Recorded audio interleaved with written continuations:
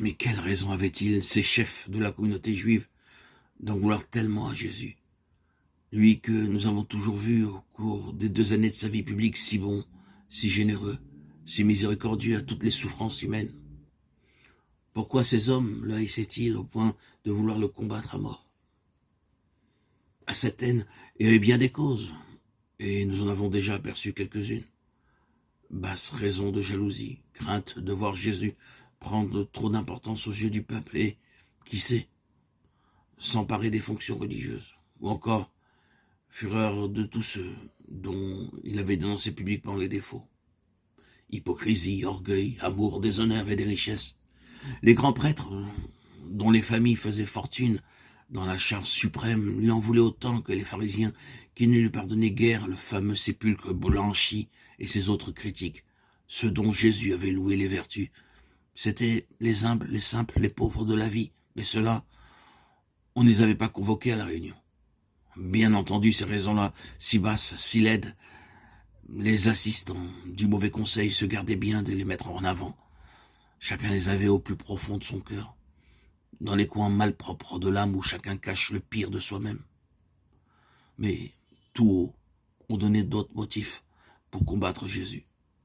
Par exemple, on invoquait des raisons politiques. On disait, si nous le laissons faire, il va continuer à ramasser des foules, à provoquer des agitations, et alors, que vont dire les Romains?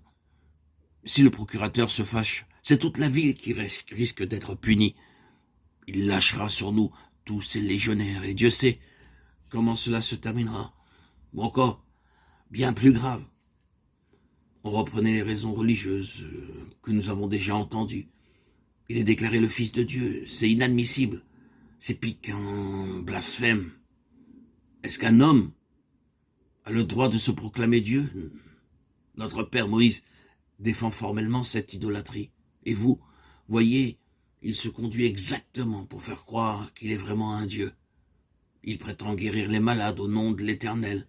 À un paralytique qu'il a fait semblant de guérir, il a même osé dire « tes péchés te sont remis », comme s'il avait le droit, lui, simple homme, pauvre gueux, de remettre les péchés comme le Tout-Puissant lui-même. Cependant, dans ces protestations indignées, il y a quelque chose qui peut paraître incompréhensible. Car enfin, vous le savez, depuis des siècles et des siècles, tous les Israélites attendaient la venue du Messie. Ils portaient dans leur cœur l'espoir de le voir un jour, de leurs yeux. Et au moment où il vient de paraître, beaucoup d'entre eux refusent de le reconnaître et le traitent de sacrilège, de rebelle, d'imposteur. Mais vous, si vous vous souvenez de ce que nous avons déjà vu, vous comprenez très bien pourquoi cela se passait ainsi. Vous vous rappelez comment les Juifs étaient en désaccord sur les caractères qu'aurait le Messie lorsqu'il apparaîtrait? Comment les uns attendaient un roi terrible et formidable, plus puissant que Salomon, plus valeureux que David, capable de soulever les hommes d'Israël tous ensemble contre les oppresseurs, alors que d'autres, d'après certains passages de la Bible, se formaient de l'envoyé divin à une toute autre image, celle d'un messager humble et doux, d'un pauvre homme semblable à tous les hommes, d'une victime qui souffrirait pour racheter les péchés du monde.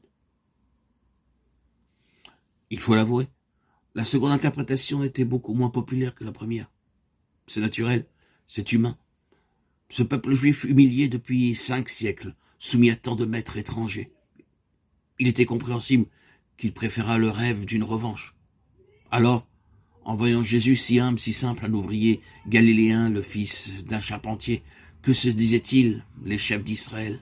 Non, ce n'est pas possible que cet homme soit le vrai Messie. Ce n'est pas lui, le roi glorieux, le combattant redoutable qui doit prendre la tête de nos armées et vaincre tous nos adversaires. En prétendant qu'il est le Messie, il trompe le peuple, il l'empêche d'espérer dans la délivrance.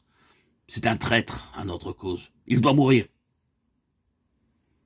Mais ils ne savaient pas, les pauvres gens, perdus dans leur orgueil, que Jésus, en même temps qu'il était l'homme simple, inoffensif, qui les faisait sourire de mépris, était aussi le dépositaire de la toute-puissance, le maître de qui dépendent tous les rois de la terre, le véritable Messie de gloire.